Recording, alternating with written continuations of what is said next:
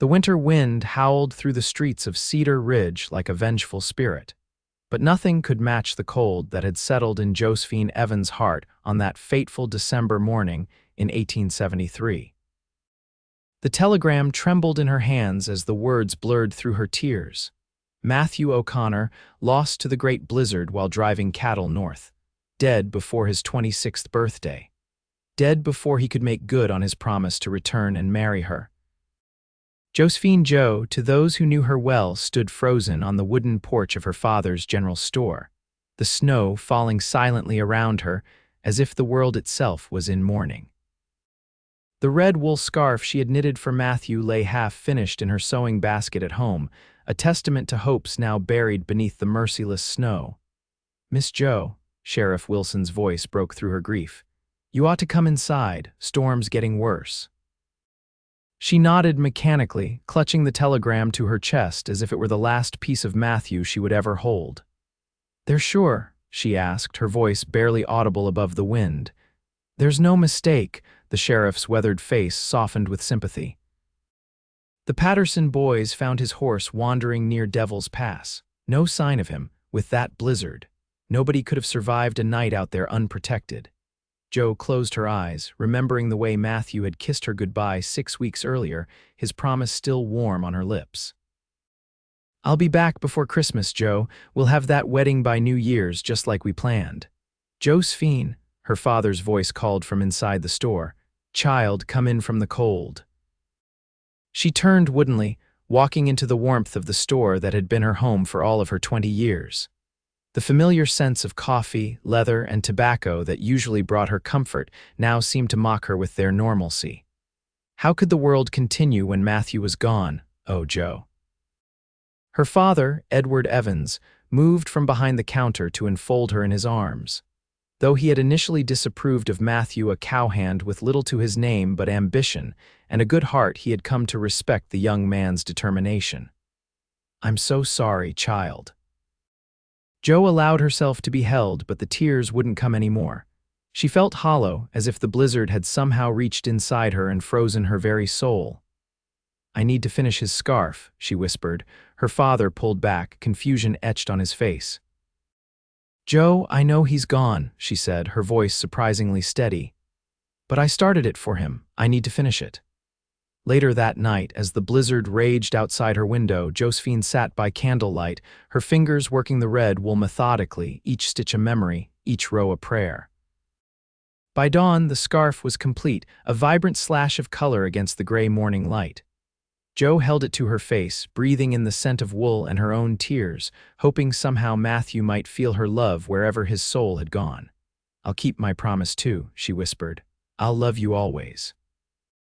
Across the snow-covered mountains, 50 miles north of Cedar Ridge, Matthew O'Connor fought for his life.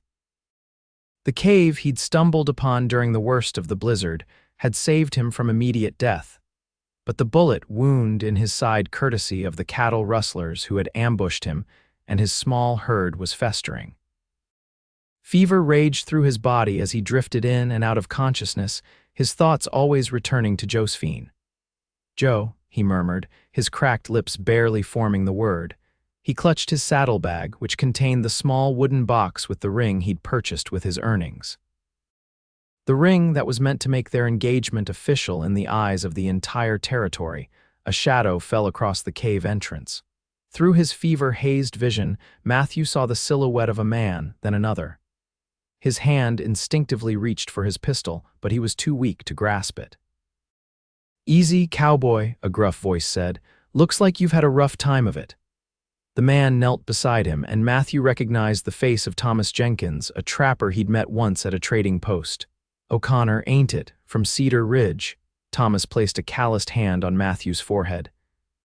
"Jesus, you're burning up. We'll get some snow in that pot and melt it. This fella's halfway to the grave." "Cedar Ridge," Matthew managed to say. "Need to get back."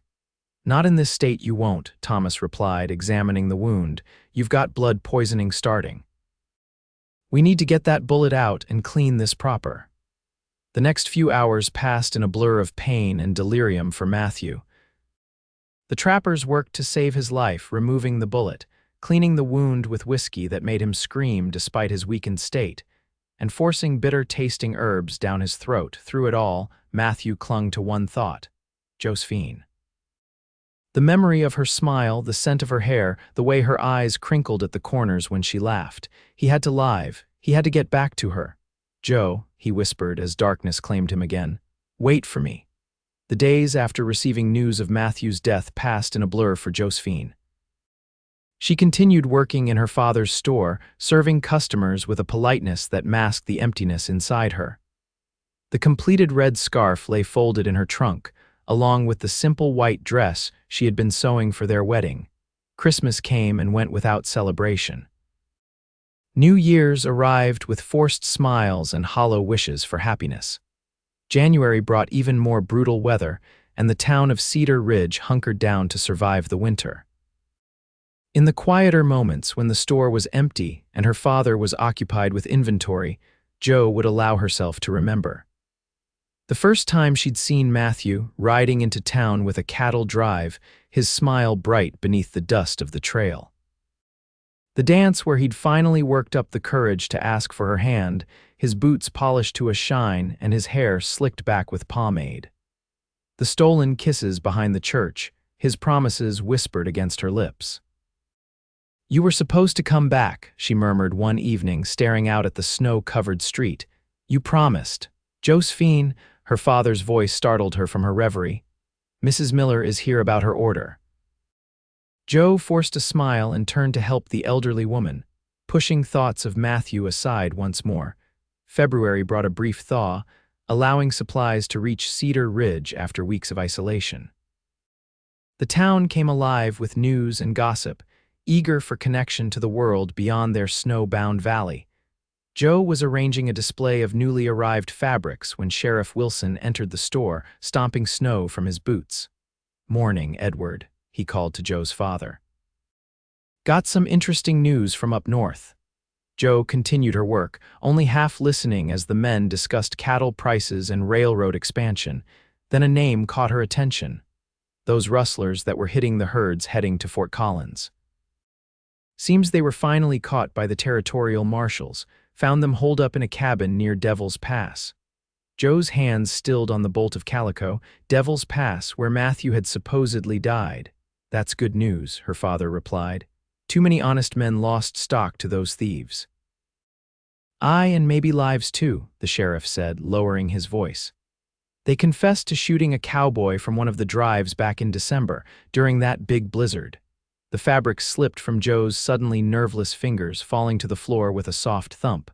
Both men turned toward her. "Jo," her father's concern was evident. "Are you all right? The rustlers," she said, her voice strained. "Did they say who they shot? Did they kill him?" The sheriff shifted uncomfortably. "They said they shot him, but he got away on his horse. Could have been anyone, Jo." "No need to get your hopes up." Hope. The word seemed foreign after so many weeks of grief.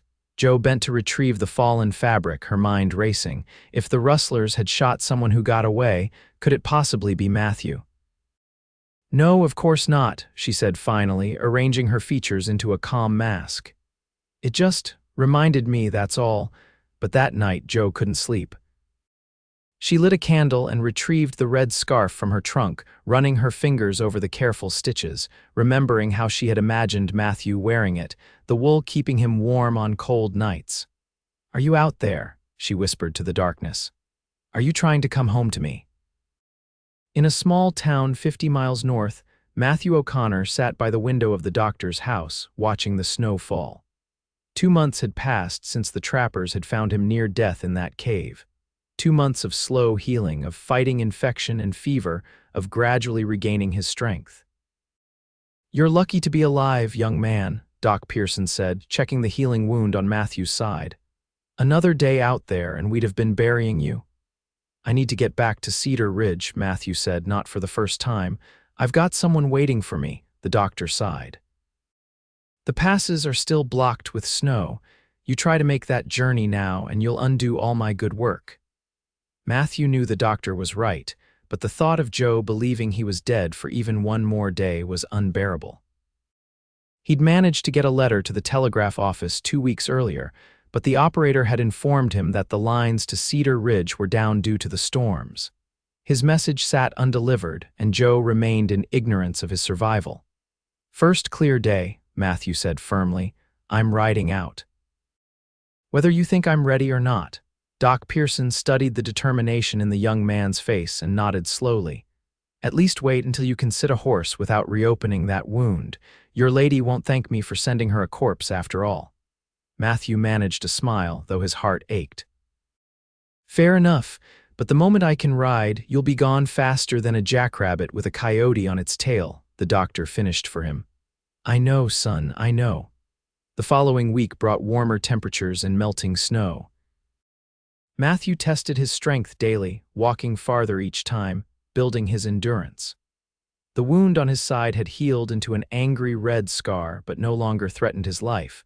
On a clear morning in early March, Matthew packed his few belongings and the precious ring box into his saddlebag. The trappers who had saved him had also recovered his horse, a sturdy bay gelding named Rusty, who nickered in greeting as Matthew approached the small stable behind the doctor's house.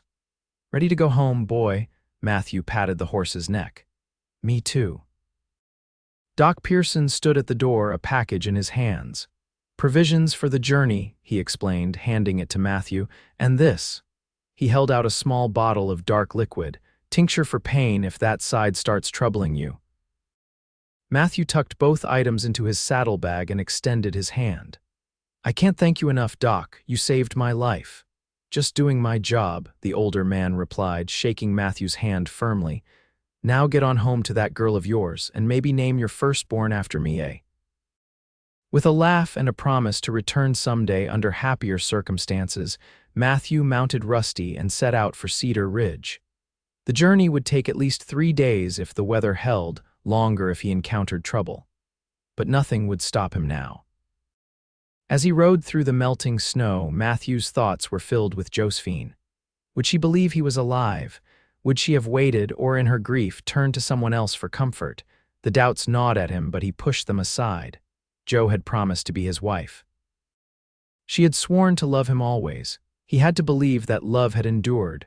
The first day of travel passed uneventfully, though the exertion left Matthew exhausted and his side aching. He made camp early, built a small fire, and ate some of the provisions Doc Pearson had provided. As he gazed up at the stars, he imagined Joe looking at the same sky and somehow felt closer to her. 2 more days, he murmured to himself. Just 2 more days. In Cedar Ridge, spring was beginning to assert itself. The snow was retreating, revealing muddy streets and the first tentative green shoots in Joe's small garden behind the store. She moved through her days mechanically, the sharp edge of her grief dulled to a persistent ache. Well-meaning townspeople had begun to suggest that she consider other suitors. At 21, she was still young, still had time to make a good match and have a family. Sheriff Wilson's son had already called twice, bringing flowers and stammered invitations to Sunday dinner. Joe had declined politely but firmly. Her heart remained with Matthew, buried somewhere in the mountains north of town. She couldn't imagine giving it to anyone else. On a mild Sunday afternoon in early March, Joe sat on the porch of the store, enjoying the sunshine. Her father had gone to church, but Joe had begged off, preferring solitude to the sympathetic glances and whispered conversations her presence seemed to inspire these days. She had brought out her sewing, working on a dress for Mrs. Wilson's new baby, due in the summer. The simple task occupied her hands while her mind wandered, as it often did, to Matthew. The sound of hoofbeats drew her attention to the muddy main street. A rider was approaching slowly from the north, the horse picking its way carefully through the spring muck. Joe squinted against the sun, noting the slumped posture of the rider, the way he seemed to be favoring his left side.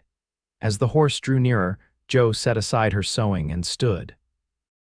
There was something familiar about the way the man sat his saddle, something in the set of his shoulders that made her heart beat faster. It couldn't be. It was impossible. But as the rider came closer, Joe's hand flew to her mouth, stifling a cry. The broad shoulders, the strong profile, the way he handled the reins, she would know him anywhere. "Matthew," she whispered, her voice breaking. As if he'd heard her, the rider looked up. Even at a distance, Joe could see his face transform, exhaustion giving way to joy as their eyes met across the distance. "Joe," his voice carried on the spring air, and it was the sweetest sound she had ever heard. She was moving before she realized it, running down the steps and into the street, heedless of the mud that ruined her Sunday shoes.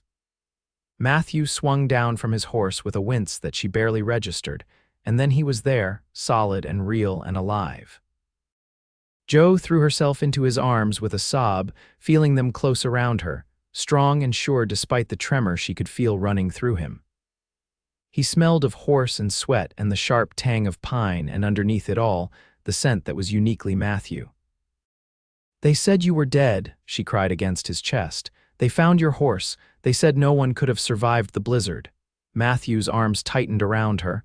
"I nearly didn't," he admitted, his voice rough with emotion. "Rustlers shot me while I was moving the herd. I got away, but the storm hit before I could find help." Joe pulled back slightly, scanning his face, taking in the new lines around his eyes, the way his cheeks had hollowed during his ordeal. How did you survive?" A small smile touched his lips. "Found a cave.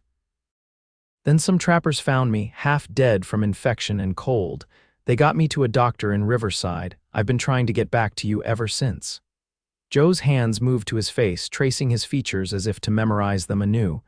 "I thought I'd lost you," she whispered. I thought the rest of her words were lost as Matthew lowered his head and captured her lips with his own. The kiss was desperate at first, filled with the fear and longing of their separation, then softened into something tender, a promise renewed. When they finally broke apart, both breathing heavily, Matthew reached into his saddlebag and pulled out a small wooden box. "I was coming back to give you this," he said, opening it to reveal a simple gold band with a small pearl, "to make it official before we married." Joe's eyes filled with fresh tears as Matthew dropped to one knee in the muddy street, ignoring the curious onlookers who had begun to gather. "Josephine Evans, I promised to come back to you, and here I am. Will you still have me as your husband?" "Yes," Joe said without hesitation. "Yes, today, tomorrow, always yes." Matthew slipped the ring onto her finger, then stood, swaying slightly. Joe noticed for the first time the pallor beneath his trail dust, the way he held himself carefully, as if in pain. "You're hurt," she said, concern replacing joy. "I'm healing," he corrected, "but I pushed hard to get back to you. Might need to sit down soon." Joe wrapped an arm around his waist, supporting him. "Let's get you inside. Father will be back from church soon." He won't believe she stopped as Matthew reached into his saddlebag again and pulled out something red and familiar. "The scarf," she breathed, taking it from his hands. "How did you?" "Found it in my bag when the trappers brought my gear to the doctor's house," Matthew explained.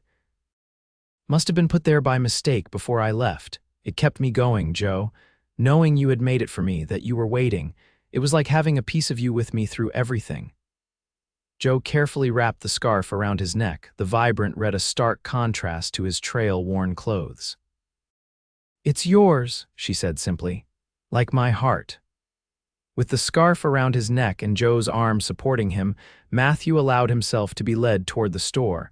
Each step was a victory, a testament to his determination to return to the woman he loved. "I have a wedding dress nearly finished," Joe said as they climbed the steps to the porch. "And Father has come around about you, especially after we thought you were gone." Matthew paused at the top of the steps, looking down at her with eyes filled with love and promise. "I'm not going anywhere, Joe, not ever again." As they stepped into the warm interior of the store, the red scarf a beacon of their enduring love, Joe knew that the cold emptiness that had filled her for months was gone, replaced by a warmth that would sustain them through whatever challenges lay ahead.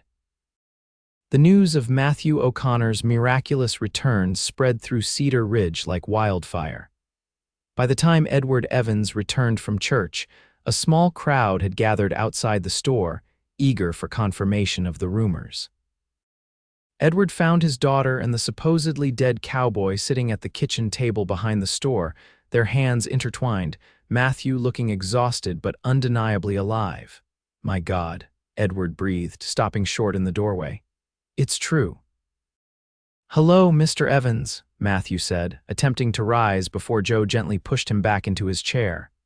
Don't you Mr. Evans me, boy, Edward said, moving swiftly across the room to pull Matthew into a fierce embrace.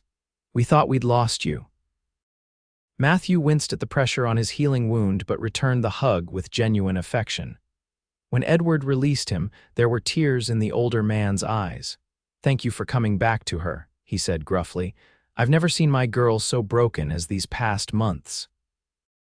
I promised I would, Matthew replied simply. Over the next few days, as Matthew regained his strength, he and Joe were inseparable. He told her everything: the ambush by the rustlers, his desperate ride through the beginning of the blizzard, finding the cave that saved his life, and the trappers who had found him more dead than alive. Joe, in turn, shared her grief, how she had finished his scarf as a way to honor his memory, how she had refused to believe at first, then finally accepted that he was gone. I never stopped loving you, she told him as they sat on the porch swing one evening, watching the sunset paint the mountains gold, even when I thought you were gone forever. Matthew tightened his arm around her shoulders. I think that's what kept me alive, he said softly. Knowing I had to get back to you. The town doctor examined Matthew's wound and pronounced him lucky to be alive but healing well. Another month of taking it easy and you should be able to resume normal activities, he advised. A month, Matthew mused after the doctor left. That gives us time to plan the wedding properly. Joe looked up at him, her eyes shining. Are you sure you don't want to wait until you're fully recovered? Matthew shook his head. I've waited long enough to make you my wife, Josephine Evans. I don't aim to wait a day longer than necessary. With Edward's blessing and the entire town's support, plans for the wedding came together quickly. The ceremony would be held in the small church at the end of April, when the wildflowers would be blooming in the meadows surrounding Cedar Ridge. Matthew moved into the small guest room at the back of the store, much to the scandal of some of the more conservative townspeople. But Edward Evans silenced the gossip with a stern look and the simple statement, "The boy nearly died trying to get back to my daughter." I'll not have him staying elsewhere. As April approached, Matthew's strength returned. He helped in the store, charming customers with his easy manner and obvious devotion to Joe. In the evenings, they would sit together, planning their future. The Patterson brothers offered me a partnership in their ranch, Matthew told Joe one night. Said they need someone who knows cattle the way I do, and they've got more land than they can manage alone. Joe's eyes widened. That's wonderful. Their spread is only 5 miles from town. Close enough that you could still help your father in the store sometimes, Matthew agreed, if you wanted to. And far enough that we'd have our own home, Joe added with a smile, our own life together. On their wedding day, April 28, 1874, the church was filled to capacity. Joe wore the white dress she had been sewing before the news of Matthew's supposed death, now completed with tiny pearl buttons that matched her engagement ring. Matthew waited at the altar in a new suit, his hair freshly cut, his face clean-shaven. Around his neck, he wore the red scarf Joe had made him, folded neatly and tucked into his collar. When Joe walked down the aisle on her father's arm, Matthew felt his heart might burst with love. The memory of their months apart, the pain and struggle to return to her, made this moment all the sweeter.